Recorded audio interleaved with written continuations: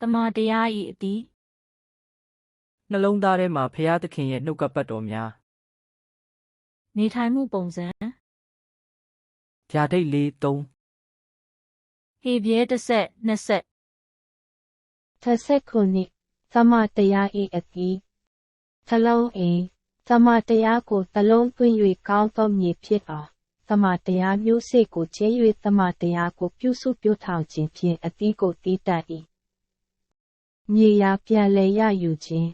စိုးပြည့်ရန်မပြုလုပ်ရန်သမချမ်းစာပြောထားသည့်အမှန်တရားကိုရှာဖွေပါသင်စိတ်နှလုံးထဲမှထုတ်ယူကာမြေပြန်စာကောင်းသောမြေဖြစ်အောင်လုပ်ပါ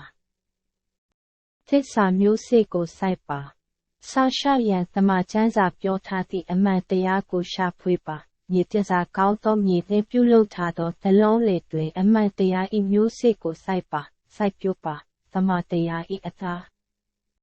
သမတရား၏အတီးသမတရား၏အတီးပျောချက်တိပျောချက်သွေးပြစ်ပါနိပျောချက်မလုပ်ပါနဲ့သုံးပျောချက်ထားပါတော့ပြီးပျောချက်လုပ်ပါ if project လုပ်ပါစိတ်နှလုံးထဲကတစ္ဆာတရားကိုဖယ်ထုတ်ပြီးကောင်းသောမြေဖြစ်အောင်လုပ်ပါနေထိုင်မှုပုံစံ ဗျာဒိတ်လေး3 ဟေပြဲတစ်ဆက်နှစ်ဆက် ဟေပြဲသောအချို့တိ ထို့သောဖြစ်လျင်ကောင်းကင်ဘုံနှင့်ဆက်ဆိုင်သောခေါ်ပိတ်တော်မူခြင်းကျေးဇူးကိုခံရသောသူတန်ရှင်းသောညီကိုတို့ငါတို့ဝန်ခံသောတမန်တော်နှင့်ယပုယောဟိတ်မင်းနေဟုသောယေရှု၏အကြောင်းကိုစစ်စစ်ဆင်ခြင်ကြလော့ ဟေပြဲ10နာရီ17မိနစ် ငါတို့သည်တစ္ဆာနှင့်ပြည့်စုံသောသဘောရှိ၍ဝိသိကိစ္စနှင့်ကင်းသောယုံကြည်ခြင်း၌တည်လျက်စိတ်နှလုံးကိုတံဝေကတရားနှင့်လွတ်အောင်ဖြန်းခြင်းကိုယ်ကာယကိုလည်းကြည်သာရေးဖြင့်စေကြောခြင်းရှိပြီးမှအထံတော်သို့တိုးဝင်ခြင်းကကြကုန်အံ့ ဟေပြဲ10နာရီ13မိနစ် မျောလင့်ခြင်းအကြောင်းကိုဝန်ခံ၍မတိမ်ရေးမရွေ့လျော့ဘဲတည်ကြည်ကြကုန်အံ့အကြောင်းမူကားဂရိထားတော်မူသောသူသည်တစ္ဆာနှင့်ပြည့်စုံတော်မူ၏ဟေပြဲ10နာရီ14မိနစ် ထိုမှတပါးမေတ္တာစိတ်ရှိစေခြင်းငှာရင်ကောင်းသောအကျင့်ကိုကျင့်စေခြင်းငှာရင်တိုက်တွန်းနှိုးဆော်ရသောအခွင့်ကိုရှာ၍အချင်းချင်းတစ်ယောက်ကိုတစ်ယောက်ထောက်စာကြည့်ရှုကြကုန်အံ့ ဟေပြဲ10နာရီ30မိနစ် သင်တို့သည်အလင်းသို့ရောက်ပြီးသည့်နောက်လူများရှေ့မှကဲ့ရဲ့ညှင်းဆဲခြင်းကိုခံရသဖြင့်ပင်ထိုသို့ခံရသောသူတို့နှင့်ဆက်ဆံသောအပေါင်းအဖော်ဖြစ်သဖြင့်ပင် ဟေပြဲ7အချို့6 ယုံကြည်ခြင်းမရှိလျင်ဖျားသခင်၏စိတ်တော်နှင့်မတွေ့နိုင်အကြောင်းမူကားဖျားသခင်အထံတော်သို့ချဉ်ကပ်သောသူသည်ဖျားသခင်ရှိတော်မူသည်ကိုလျှင်ကိုယ်တော်ကိုရှာသောသူအားအကျိုးပေးတော်မူသည်ကိုလျှင်ယုံကြည်ရမည် ဟေပြဲ7အချို့တိ ယုံကြည်ခြင်းကိုအစအဦးစီရင်၍စုံလင်စေတော်မူသောသခင်ယေရှုကိုစေ့စေ့ထောက်ရှုကြကုန်အံ့ထိုသခင်သည်မိမိရှိ၌ထားသောဝမ်းမြောက်ခြင်းအကြောင်းကြောင့်ရှက်ကြောက်သောအရာကိုမမှတ်ဘဲလက်ဝါးကပ်တိုင်၌ခံပြီးမှဖျားသခင်၏ပလင်တော်လက်ကြဘက်၌ထိုင်နေတော်မူ၏ ဟေပြဲ7နာရီ14မိနစ် လူအပေါင်းတို့နှင့်အသင့်အတင့်နေ၍ငြိမ်သက်ခြင်းကိုယင်တန်ရှင်းခြင်းပါရမီကိုယင်မိအော်လိုက်ကြလော့တန်ရှင်းခြင်းပါရမီမရှိလျင်အဘယ်သူမျှထာဝရဘုရားကိုမဖူးမမြင်ရ ဟေပြဲ7နာရီ15မိနစ် သင်တို့တွင်တစုံတစ်ယောက်မျှဖျားသခင်၏ကျေးဇူးတော်ကိုမရဘဲမနေစေခြင်းငှာရင်ခါစွာသောပင်မြစ်ပေါက်၍သင်တို့နှောင့်ယှက်သဖြင့်လူအများတို့သည်အပြစ်နှင့်မြည်ညူးစေခြင်းငှာလျင် ဟေပြဲ7နာရီ16မိနစ် မတရားသောမေထုံမီဝဲသောသူမရှိစေခြင်းငှာရင်တနတ်စာအဖိုးနှင့်သားဦးရာကိုရောင်းသောအေသောကဲ့သို့ဖျားတရားကိုမယိုမသေးပြုသောသူမရှိစေခြင်းငှာလျင်သတိနှင့်ကြည့်ရှုကြလော့ ဟေပြဲ7အချို့တိ ညီကိုချင်းချစ်ချင်းမေတ္တာ၌တည်ကြလော့ဧည့်သည်ဝတ်ပြုခြင်းအမှုကိုမမေ့မလျော့ကြနှင့်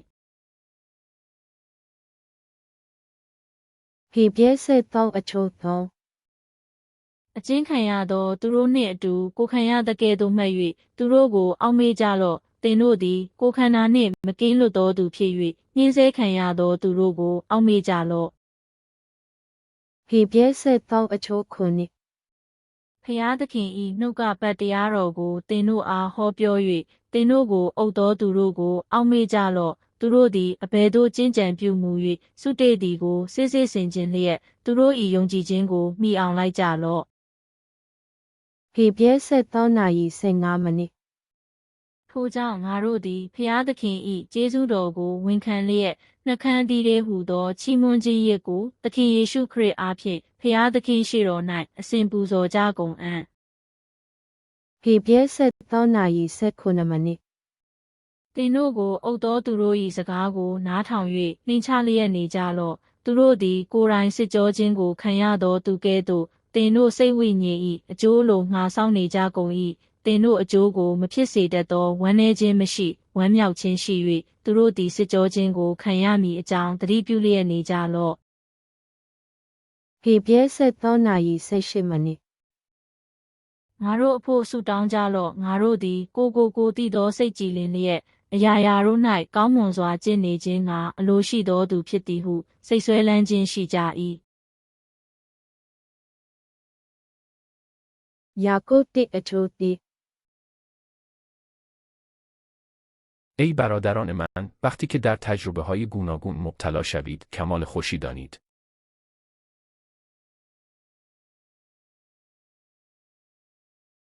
ယာကုပ်တစ်အချိုးလေး သင်တို့သည်အလျင်းမချိုးတဲ့ပဲစိတ်ဆက်ဆုံလင်းမည်အကြောင်းသီးခံခြင်းစိတ်သည်အကုန်အစင်ပြု ယာကုပ်တစ်အချိုးငါ သင်တို့တွင်တစုံတစ်ယောက်သောသူသည်ပညာကိုလိုလျင်ကဲ့ရဲ့ပြစ်တင်ခြင်းကိုပြုတော်မမူဘဲခတ်သိမ်းသောသူတို့အားစေတနာစိတ်နှင့်ပေးသနာတော်မူသောဖျားသခင်ကိုတောင်းစေတောင်းလျင်ရလိမ့်မည် ယာကုပ်တစ်အချိုး6 တို့ရာတွင်တွေးတောခြင်းမရှိဘဲယုံကြည်သောစိတ်နှင့်တောင်းရမည်တွေးတောခြင်းရှိသောသူသည်ကားလေခတ်၍လှုပ်ရှားတတ်သောလှိုင်းတံပိုးနှင့်တူ၏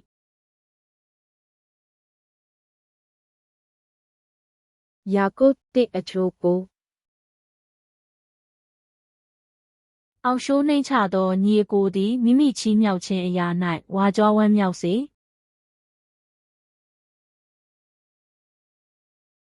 ယာကုပ်တနာရီ30မိနစ်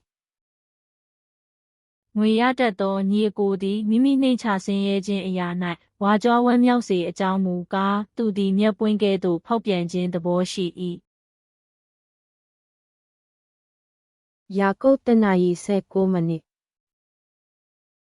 တို့ဖြစ်၍ငါချစ်သောညီအကိုတို့ခတ်သိမ်းသောသူတို့သည်နားကြခြင်းငါနှင်မြန်ကြစေစကားပြောခြင်းငါရင်အမျက်ထွက်ခြင်းငါပင်နှေးကြစေ ယာကုပ်တနာရီ31မိနစ် ကိုနှင့်ဖျား၍နှုတ်ကပတ်တရားကိုနာယုံမျှတာပြုသောသူမဟုတ်တရားကိုကျင့်သောသူဖြစ်ကြလော့ ယာကုပ်တနာရီ7မိနစ် လွတ်ချင်းတရားအတိုင်းစီရင်ခြင်းကိုခံရလာတတ်သောသူကဲ့သို့စကားပြောခြင်းအမှုပြုခြင်းကိုစီရင်ကြလော့ ယာကုပ်3နာရီ7မိနစ် သင်တို့တွင်အတက်အလိမ္မာနှင့်ပြည့်စုံသောပညာရှိတစ်စုံတစ်ယောက်ရှိလျင်ထိုသူသည်ပညာ၏နှူးညံ့သိမ်မွေ့ခြင်းနှင့်တကွကောင်းမြတ်သောကျင့်ကြံပြုမူခြင်းအပြင်မိမိအမှုတို့ကိုပြပါစေ ယာကုပ်လေးအချိုး9 ထို့ကြောင့်ဖျားသခင်၏အလိုတော်သို့လိုက်ကြလော့မာနတ်ကိုစီးထားကြလော့တို့ပြုလျင်သူသည်သင်တို့ထံကပြေးသွားလိမ့်မည် ယာကုပ်လေးအချိုး10 ဖျားသခင်၌ချင်းကပ်ကြလော့တို့ပြုလျင်သင်တို့၌ချင်းကပ်တော်မူလိမ့်မည်အပြစ်ရှိသောသူတို့သင်တို့လက်ကိုစင်ကြယ်စေကြလော့စိတ်နှခွက်ရှိသာသူတို့သင်တို့စိတ်နှလုံးကိုတန်ရှင်းစေကြလော့ ယာကုပ်4နာရီ30မိနစ် ဖျားသခင်ရှေ့တော်၌ကိုနှိမ်ချကြလော့တို့ပြုလျင်သင်တို့ကိုချီးမြှောက်တော်မူလိမ့်မည်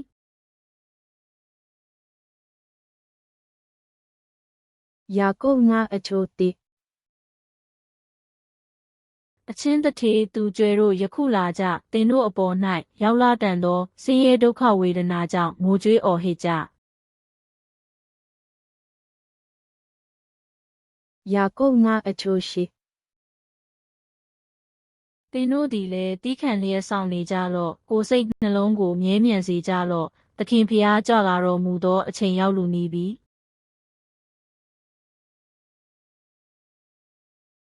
ယာကုပ်9 နာရီ10 မိနစ် ای برادران نمونه زحمت و صبر را بگیرید از انبیایی که به نام خداوند تکلم نمودند.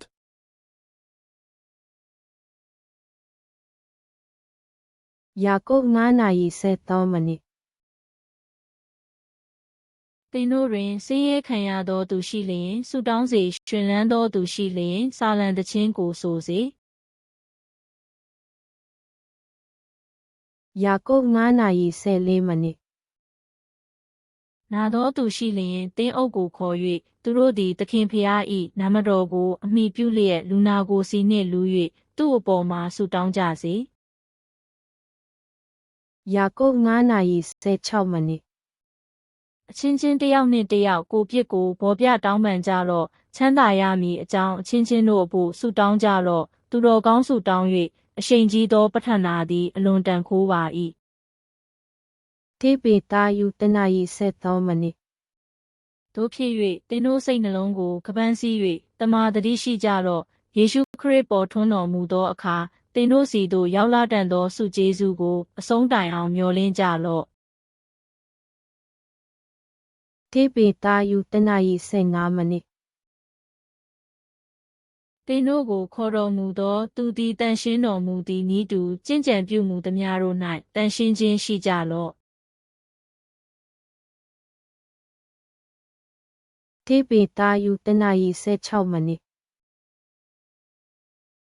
အကြောင်းမူကားငါသည်တန်ရှင်းတော်မူသောကြောင့်တင်တို့သည်လည်းတန်ရှင်းခြင်းရှိကြလော့ဟုကျမ်းစာလာသည် တိပိတာယုတနာရီ19 မိနစ် လူမျက်နာကိုမနှင့်ခတ်သိမ်းသောသူတို့၏အကျင့်အတိုင်းစီရင်တော်မူသောခမေးတော်ကိုတင်တို့သည်ဆုတောင်းကိုးကွယ်လျင်ဧည့်သည်ဖြစ်စဉ်ကာလပတ်လုံးကြောက်ရွံ့သောစိတ်နှင့်ကျင့်နေကြလော့တိပိတာယုတနာရီ17 မိနစ် တင်တို့သည်ဖောက်ပြန်ပျက်စီးတတ်သောမျိုးစေ့အားဖြင့်ဖြစ်ပွားသည်မဟုတ်တိပိတာယုတစ်အချိုတိအမျိုးမျိုးသောမနာလိုခြင်းလှည့်ဖျားခြင်းလျှို့ဝှက်ခြင်းမြူစုခြင်းကဲ့ရဲ့ခြင်းရှိသမျှကိုပယ်ရှား၍ကယ်တင်ခြင်းအလိုငှာနှုတ်ကပတ်တရား၏နိုးစစ်အားဖြင့်ကြီးပွားမည်အကြောင်းတိပိတာယုတစ်အချိုငါအသက်ကြောင့်များကဲ့သို့အစဉ်စဉ်အထက်ထက်တိဆောက်လျက်ရှိသဖြင့်ဓမ္မတိုက်ဖြစ်ကြ၏ယေရှုခရစ်အားဖြင့်ဖျားသခင်နှစ်သက်တော်မူရာဓမ္မရက်ကိုပူဇော်ရသောတန်ရှင်းသောယေပုယောဟိတ်မျိုးလည်းဖြစ်ကြ၏တိပိတာယုတနာရီ7 မိနစ် ချစ်သူတို့ဝိညာဉ်နှင့်စစ်ပြိုင်တတ်သောကိုယ်ကာယတတ်မှတ်ခြင်းတို့ကိုရှောင်မည်အကြောင်းဧည့်သည်အာဂန္တုကဲ့သို့သောသင်တို့ကိုငါတောင်းပန်၏တိပိတာယုတနာရီ7 မိနစ် သခင်ဖျား၏မျက်နာတော်ကိုထောက်လျက်အထွတ်အမြတ်တည်းဟူသောရှင်ဘုရင်ဖြစ်စေလူဆိုးတို့ကိုဒဏ်စီရင်စေခြင်းငှာလျင်လူကောင်းတို့ကိုချီးမွမ်းစေခြင်းငှာလျင်တိပိတာယုတနာရီ14 မိနစ် ရှင်ဘုရင်ခံထားသောဝင်မင်းဖြစ်စေလူတို့တွင်စီရင်ခံထားသမျှသောမင်း၏အုပ်ဆိုးခြင်းကိုဝန်ခံကြလော့တိပိတာယုတနာရီ16 မိနစ်လူလွတ်ဖြစ်တော်လဲလွတ်ချင်းအကြောင်းဖြင့်မကောင်းသောအမှုတို့ကိုဖုံးအုပ်သောသူကဲ့သို့မကျင့်ဖျားသခင်၏ကျွန်ကဲ့သို့ကျင့်နေကြလော့တိပိတာယုတနာရီ19 မိနစ်ခတ်သိမ်းသောသူတို့ကိုယိုသေးကြလော့ညီကိုများကိုချစ်ကြလော့ဖျားသခင်ကိုကြောက်ရွံ့ခြင်းရှင်ဘုရင်ကိုယိုသေးခြင်းရှိကြလော့တိပိတာယုတနာရီ18 မိနစ်အစေခံငယ်သားတို့အလွန်ကြောက်ရွံ့ခြင်းနှင့်တကွကိုသခင်တို့၏အုပ်ဆိုးခြင်းကိုဝန်ခံကြလော့ သခင်သည်စိတ်ကောင်း၍ဖြင်းညင်းသောသဘောရှိသည်ဖြစ်စေကြမ်းတမ်းသောသဘောရှိသည်ဖြစ်စေဝန်ခံကြလော့တိပိတာယုသောအချိုတိ အထက်ဆိုခဲ့ပြီးသည့်ဤသူမိန်းမတို့ကိုခင်ပွန်း၏အုပ်ဆိုးခြင်းကိုဝန်ခံကြလော့တိပိတာယုသောအချိုလီဖျားသခင်ရှေ့မှအဖိုးများစွာထိုက်သောနှူးညံ့ငြိမ်သက်ခြင်းသဘောလေးဟူသောမဖောက်ပြန်မပျက်စီးတတ်သောတစားဆင်ခြင်းရှိသောစိတ်နှလုံး၏အတွင်းလူဖြစ်စေကြလော့တိပိတာယုသောအချိုခုနိအားနည်းသောသူကိုပြုသင့်သည့်အတိုင်းသူ့ကိုစောင့်မပြုစုကြလော့တိပိတာယုသောအချိုရှိအချုပ်အခြာစကားဟူမူကားသင်တို့အပေါင်းသည်စိတ်တညီတညွတ်တည်းရှိကြလော့စိတ်ကျင်နာခြင်းညီကိုချင်းကဲ့သို့ချစ်ခြင်းတနာဆုံမှတ်ခြင်းစိတ်နှိမ်ချခြင်းရှိကြလော့တိပိတာယုသောနာယီစေတမနိဒုစရိုက်ကိုလွှဲရှောင်၍သူစရိုက်ကိုပြုစေသူတစ်ပါးနှင့်အသင့်အတင့်နေခြင်းကိုရှာ၍မိအောင်လိုက်စေတိပိတာယုသောနာယီစေငါမနိစိတ်နှလုံးထဲ၌ထာဝရအရှင်ဖျားသခင်ကိုယိုသေးခြင်းရှိကြလော့သင်တို့မျှော်လင့်ခြင်း၏အကြောင်းကိုမေးမြန်းသောသူရှိသမျှတို့အားနူးညံ့သောသဘောကြောက်ရွံ့သောသဘောနှင့်ပြန်ပြောခြင်းငါကာလအစဉ်မပြတ်အသင်းရှိနေကြလော့တိပိတာယုသောနာယီစေ6မနိခရစ်တော်၌သင်တို့ကျင့်သောအကျင့်ကောင်းကိုရှုတ်ချသောသူတို့သည်ကဲ့ရဲ့ပြစ်တင်သောအခါကိုယ်တိုင်ရှက်ကြောက်ခြင်းမရှိမည်အကြောင်းသင်တို့သည်ကိုသိသောစိတ်ကြည်လင်လျက်နေကြလော့တိပိတာယုလေးအချိုတိထိုသောခရစ်တော်သည်ကိုယ်ခန္ဓာတော်၌ငါတို့အတွက်ခံတော်မူသည်မှန်သောကြောင့်သင်တို့လည်းထိုသို့သောသဘောကိုလက်နက်ပြု၍သုံးဆွဲကြလော့အကြောင်းမူကားကိုယ်ခန္ဓာ၌ခံသောသူသည်ဒုစရိုက်တို့နှင့်လွတ်ငြိမ်းသည်ဖြစ်၍တိပိတာယုလေးအချိုခုနိခတ်သိမ်းသောအမှုအရာတို့သည်အဆုံးသို့ရောက်လူသည်ဖြစ်သောကြောင့်တမာတတိရှိကြလော့ဆုတောင်းခြင်းအလိုငှာစောင့်နေကြလော့တိပိတာယုလေးအချိုရှိအခြားသောအမှုအရာထက်မကအချင်းချင်းအားကြီးသောချစ်ချင်းမေတ္တာသည်များစွာသောအပြစ်တို့ကိုဖုံးအုပ်တတ်၏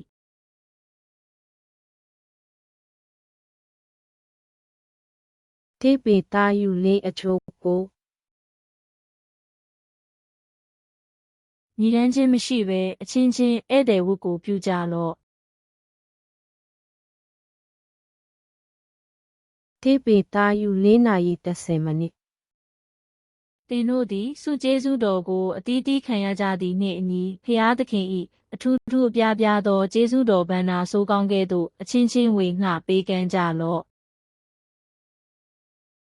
တိပိတာယုလေးနာယီ73မနိသင်တို့သည်ခရစ်တော်၏ဆင်းရဲကိုဆက်ဆံကြသည်ဖြစ်၍ဘုန်းတော်ပေါ်ထွန်းသောအခါအလွန်ဝမ်းမြောက်ရှင်လန်းမည်အကြောင်းယခုပင်ဝမ်းမြောက်ကြလော့တိပိတာယုလေးနာယီ16မနိခရိယန်ဖြစ်သောကြောင့်ခံရလျင်မူကားရှက်ကြောက်ခြင်းမရှိစေနှင့်ထိုအမှုကြောင့်ခံရလျင်ဖျားသခင်၏ဂုဏ်တော်ကိုချီးမွမ်းစေ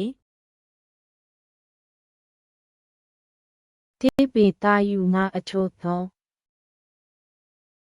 အသီးအသီးအုပ်သောအသင်းတော်တို့ကိုအာဏာထား၍အစိုးတရားပြုသည်မဟုတ်ဘဲတိုးတော်စုရှေ့မှပုံသက်တွေကိုပြတော်သူဖြစ်ကြလော့တိပိတာယုငါအချိုငါ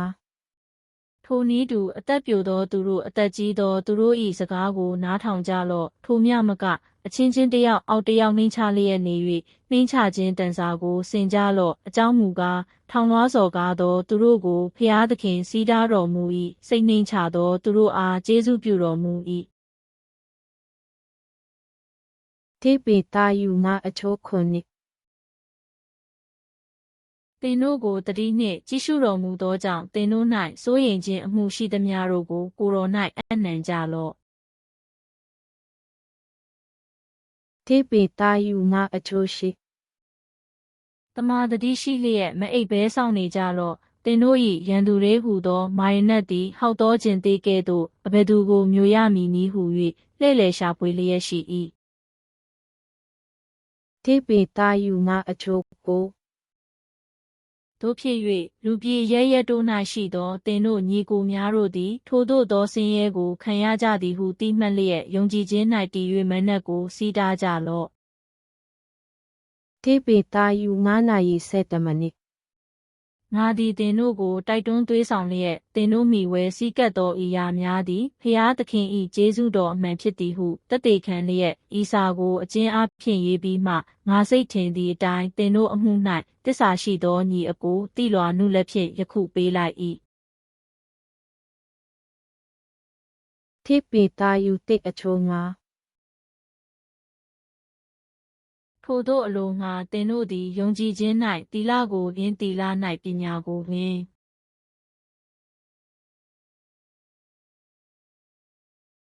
တိပိတာယုတိအချို6ပညာ၌ကာမဂုဏ်ချုပ်တဲခြင်းကိုရင်းတီးခံခြင်း၌ဖျားဝတ်ကိုပြု၍ငွေ့လျော်ခြင်းကိုလင်းတိပိတာယုတိအချို9ထိုငွေ့လျော်ခြင်း၌ညီကိုစုံမက်ခြင်းကိုရင်းညီကိုစုံမက်ခြင်း၌ချစ်ချင်းမေတ္တာကိုရင်းအလွန်ကြိုးစားအားထုတ်၍ထက်ဆင်ကြလော့တိပိတာယုတနာယီ30မိနစ်ထို့ကြောင့်ညီအကိုတို့တင်တို့ခံရသောခေါ်တော်မူခြင်းနှင့်ရွေးချယ်တော်မူခြင်းကိုတည်မြဲစေခြင်းငါသာ၍ကြိုးစားအားထုတ်ကြလော့တို့ပြုလျင်ရွေးရခြင်းနှင့်အစဉ်ကင်းလွတ်သည်ဖြစ်၍တိပိတာယု3နာရီ7မိနစ်မိုင်းကောင်းကင်သည်မိနှင့်ပြည့်၍လောကဓာတ်တို့သည်ပူအားကြီးလျက်အရေးကြိုခြင်းကိုခံရသောနေလေးဟုသောဖျားသခင်၏နေရောက်လိမ့်မည်ဟုတင်တို့သည်မျောလင်းတောင်းတလျက်တန်ရှင်းသောအကျင့်ကိုကျင့်ခြင်းဖျားဝတ်၌ငွေ့လျော်ခြင်းအဖြစ်အဘယ်သို့သောသူဖြစ်အပ်ကြတာနည်းတိပိတာယု3နာရီ14မိနစ်ထို့သို့မျောလင်းခြင်းရှိသောကြောင့်ချစ်သူတို့တင်တို့သည်အညစ်အကြေးနှင့်ကင်းစင်၍အဘယ်အပြစ်မျှမပါဘဲရှေ့တော်သို့ငြိမ်ဝတ်စွာရောက်မည်အကြောင်းကြိုးစားအားထုတ်ကြလော့တိပိတာယု3နာရီ19မိနစ်တို့ဖြစ်၍ချစ်သူတို့မတရားသောသူတို့၏ပရိယေအားဖြင့်တင်တို့သည်လည်းသွေးဆောင်ရာသို့လိုက်၍တင်တို့တည်ကြည်ခြင်းမှမရွေ့လျော့မီအကြောင်းဤအရာများကိုသိနှင့်မည်ဖြစ်၍ကိုဆောင်လျှောက်ကြလော့တိယောဟန်တနာရီ14မိနစ်ထို့ကြောင့်တင်တို့သည်ရှေ့ဦးစွာကပင်ကြားရသောဒေသနာကိုတင်တို့၌တည်စေကြလော့ထိုဒေသနာသည်တင်တို့၌တည်လျင်တင်တို့သည်သားတော်၌ယင်းခမဲတော်၌ယင်းတည်ရကြလိမ့်မည်တိယောဟန်တနာရီ19မိနစ်သို့တော်လည်းတန်ရှင်းတော်မူသောဖျားဤလက်မှတင်တို့ခံရသောဘိသိက်ကျေးဇူးတော်သည်တင်တို့၌ရှိသည်ဖြစ်၍အဘယ်သူမျှတင်တို့ကိုစိုးမောဝါဒပေးเสียအကြောင်းမရှိထိုဘိသိက်ကျေးဇူးတော်သည်ဖြစ်အောင်ဆောင်သည်မဟုတ်အမှန်ဖြစ်လျက်ခတ်သိမ်းသောအရာတို့ကိုတင်တို့အားတွင်တင်တော်မူသည့်အတိုင်းတင်တို့သည်သားတော်၌တည်နေကြလော့တိယောဟန်3အချို9စစ်သားတို့တင်တို့ကိုဘသူမျှမလှည့်ဖျားစေနှင့်အကျဉ်သူသည်ဖြောင့်မတ်ခြင်းတရားကိုကျင့်၏ကိုတော်ဖြောင့်မတ်တော်မူသည်နည်းတူထိုသူသည်ဖြောင့်မတ်ခြင်းရှိ၏တိယောဟန်3နာရီ7မိနစ်တင်တို့သည်ရှေ့ဦးစွာကပင်ကြားရသောတရားစကားဟုမူကားမိုင်းနှင့်ဆိုင်၍မိမိညီကိုတတ်သောကာနာကဲ့သို့မဟုတ်ငါတို့သည်အချင်းချင်းချေရကြမည်ဟုလာသည်တိယောဟန်3နာရီ18မိနစ်စစ်သားတို့ငါတို့သည်စကားပြောကာမျှအားဖြင့်သာမချစ်ဘဲစိတ်ပါကိုရောက်ဧကံမှန်ချစ်ကြကုန်အံ့တိယောဟန်4အချိုတိချစ်သူတို့ခတ်သိမ်းသောစိတ်ဝိညာဉ်တို့ကိုမယုံကြနှင့်စိတ်ဝိညာဉ်တို့သည်ဖျားသခင်နှင့်ဆက်ဆိုင်သည်မဆက်ဆိုင်သည်ကိုစုံစမ်းကြလော့အကြောင်းမူကားမိစ္ဆာပရောဖက်အများတို့သည်ဤလောကသို့သွားကြပြီတိယောဟန်4အချို9ချစ်သူတို့ငါတို့သည်အချင်းချင်းချစ်ကြကုန်အံ့အကြောင်းမူကားချစ်ချင်းမေတ္တာသည်ဖျားသခင်နှင့်ဆက်ဆိုင်၏ချစ်တတ်သောသူမည်သည်ကားဖျားသခင်ဖြစ်ပွားစေတော်မူသောသူဖြစ်၏ဖျားသခင်ကိုတည်သောသူလည်းဖြစ်၏ တစ်ယောဟန်9နာရီ16မိနစ် ညီကိုချင်းသည်တေပြစ်မတင်သောဒုစရိုက်ကိုပြုမိသည်ကိုတစုံတစ်ယောက်သောသူသည်မြင်လျင်ထိုသူသည်ဆုတောင်းရမည်တေပြစ်ကိုမပြုသောသူတို့အဖို့အလိုငါဖျားသခင်သည်ထိုသူအားအသက်ကိုပေးတော်မူမည်တေပြစ်တင်သောဒုစရိုက်ရှိ၏ထိုဒုစရိုက်အပြစ်ကိုလွတ်စေခြင်းငါဆုတောင်းရမည်ဟုငါမဆိုတစ်ယောဟန်9နာရီ30မိနစ် ချစ်သားတို့ရုပ်တုဆင်းတုကိုကျင်ဆောင်ကြလော့ တစ်ယောတစ်အချိုငါ ယခုတွင်ပြက်တော်တစ်ကိုမရေးဘဲလျက်ငါတို့၌ရှေ့ဦးစွာကပင်ရှိသောပြက်တော်ကိုရေးထား၍သခင်မအချင်းချင်းချစ်ချင်းမေတ္တာရှိကြကုန်အံ့ဟုငါတောင်းပန်၏တစ်ယောတစ်အချိုရှိ ငါတို့သည်ကိုပြုစုသောအရာမပြောင်းမပြတ်စုံလင်သောအကျိုးကိုရမည်အကြောင်းသင်တို့သည်ကိုသတိပြု၍စောင့်ရှောက်ကြလော့ 3ယောဟန်1နာရီ7မိနစ် အချင်းချစ်သူမကောင်းသောနည်းကိုမလိုက်နှင့်ကောင်းသောနည်းကိုသာလိုက်လော့ကောင်းသောအကျင့်ကိုကျင့်သောသူသည်ဖျားသခင်နှင့်ဆက်ဆိုင်၏မကောင်းသောအကျင့်ကိုကျင့်သောသူမူကားဖျားသခင်ကိုမသိမမြင်ရပြီ ယူတနာရီ19မိနစ် ချစ်သူတို့နောက်ဆုံးသောကာလ၌မိမိတို့မတရားသောတတ်မှတ်ခြင်းအတိုင်းကျင့်နေ၍ပြည့်ရည်ပြုတတ်သောသူတို့သည်ပေါ်ကြလိမ့်မည်ဟု ယူတနာရီ30မိနစ် ချစ်သူတို့သင်တို့သည်မိမိတို့အလွန်တန်ရှင်းသောယုံကြည်ခြင်းအပေါ်မှာမိမိတို့ကိုတည်ဆောက်လျက်တန်ရှင်းသောဝိညာဉ်တော်အားဖြင့်ဆုတောင်းပဌာနာပြုလျက် ယူတနာရီ30မိနစ် ဖျားသခင်ကိုချစ်ချင်းမေတ္တာ၌ကိုဆောင်ရှောက်၍ထာဝရအသက်အလိုငါငါတို့သခင်ယေရှုခရစ်၏ကရုဏာတော်ကိုမျှော်လင့်၍နေကြလော့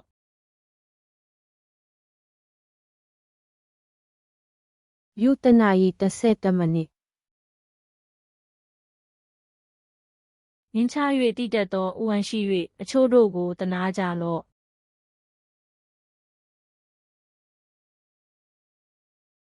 ယူတနာရီ33မိနစ် အကာယနှင့်ညီညွတ်ဆုံးကွက်သောအဝတ်ကိုပင်ဆက်ဆုပ်ယွန်ရှာ၍ကြောက်ရွံ့ခြင်းနှင့်တကွအချို့တို့ကိုမိထဲမှဆယ်နှုတ်ကယ်တင်ကြလော့ ဗျာဒိတ်တစ်အချိုငါ ထိုကြောင့်သင်သည်မရွေ့လျော့မီအရင်နေရာအရက်ကိုအောက်မေ့လော့နောင်တရလော့ရှေ့ဦးစွာသောအကျင့်ကိုကျင့်လော့သို့မဟုတ်သင်ရှိရာသို့ငါသည်အလျင်အမြန်လာမည်နောင်တမရလျင်သင်၏မိခွက်ကိုနေရာမှရွှေ့မည် ဗျာဒိတ်တနာရီ30မိနစ် သင်သည်ခံရမည့်အရာတစ်စုံတစ်ခုကိုမျှမကြောက်နှင့်သင်တို့သည်စုံစမ်းခြင်းကိုခံရမည်အကြောင်းမာရနက်သည်သင်တို့တွင်အချို့ကိုထောင်ထဲ၌လှောင်ထား၍သင်တို့သည်စေရက်ပတ်လုံးဆင်းရဲဒုက္ခကိုခံရကြလိမ့်မည်တေဒီတိုင်အောင်တစ္ဆာဆောင်လော့သို့ဖြစ်လျင်အသက်တရဖူကိုငါပေးမည် ဗျာဒိတ်တနာရီ16မိနစ် ထိုကြောင့်နောင်တရလော့မရလျင်သင်ရှိရာသို့ငါသည်အလျင်အမြန်လာမည်ထိုသူတို့ကိုငါခံတွင်ဤတန်လျက်နှင့်စစ်တိုက်မည်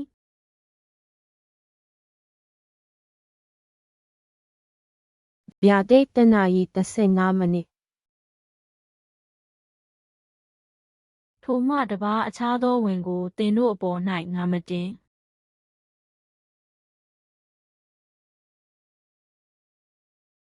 ဗျာဒိတ်တနာရီ39မိနစ် ဝိညာဉ်တော်သည်အသင်းတော်တို့အားအဘယ်သို့မိန့်တော်မူသည်ကိုနားရှိသောသူမည်သည်ကားကြားပါစေ ဗျာဒိတ်ပေါင်းအချို့တိ မအိပ်ဘဲဆောင်၍နေလော့ကြံရစ်၍တေလူသောအရာတို့ကိုပြုစုလော့သင်၏အကျင့်သည်ငါ၏ဖျားသခင်ရှေ့၌မစုံမလင်ရှိသည်ကိုငါတွေ့ပြီ ဗျာဒိတ်ပေါင်းနာရီ7မိနစ် ငါသည်အလျင်အမြန်လာမည်သင်၏တရဖူကိုဘယ်သူမျှမယူစေခြင်းငါရခဲ့ပြီးသောအရာကိုဆွဲကင်လော့ ဗျာဒိတ်ပေါင်းနာရီ18မိနစ် တင်သည်ဥစ္စာရတတ်ခြင်းကမိနစ်ချွတ်ပြီးသောရွှေကိုယင်းအဝတ်ချီးစီးရှိ၍သူတစ်ပါးရှေ့တွင်မရှက်စေခြင်းကခြုံစရာဖို့ဖြူသောအဝတ်ကိုယင်းငါထံမှဝယ်လော့တင်ဤမျက်စိမြင်စေခြင်းကမျက်စိ၌မျက်စင်းခတ်လော့ဟုတင်အားငါသည်အကြံပေး၏ ဗျာဒိတ်3နာရီ19မိနစ် ငါချစ်သမျှသောသူတို့၏အပြစ်ကိုငါစစ်ဆေး၍သူတို့ကိုဆုံးမတက်၏ထိုကြောင့်ကိုယ်စိတ်ကိုကိုနိုးစော်လော့နောင်တရလော့ ဗျာဒိတ်19အချိုးငါ ပလင်တော်ပေါ်ကထွက်သောအတန်ကားဖျားသခင်၏ကျွန်အပေါင်းတို့နှင့်ဖျားသခင်ကိုကြောက်ရွံ့သောသူအကြီးငယ်ပေါင်းတို့ငါတို့ဖျားသခင်ကိုချီးမွမ်းကြလော့ဟုဆိုသည် ဗျာဒိတ်30နာရီ19မိနစ် ဝိညာဉ်တော်နှင့်မင်္ဂလာဆောင်သူတို့သမီးကလာခဲ့ပါဟုဆိုကြ၏ကြားသောသူကလည်းလာခဲ့ပါဟုဆိုပါစေရေငတ်သောသူသည်လာပါစေအလိုရှိသောသူသည်အဖိုးကိုမပေးဘဲအသက်ရည်ကိုယူပါစေ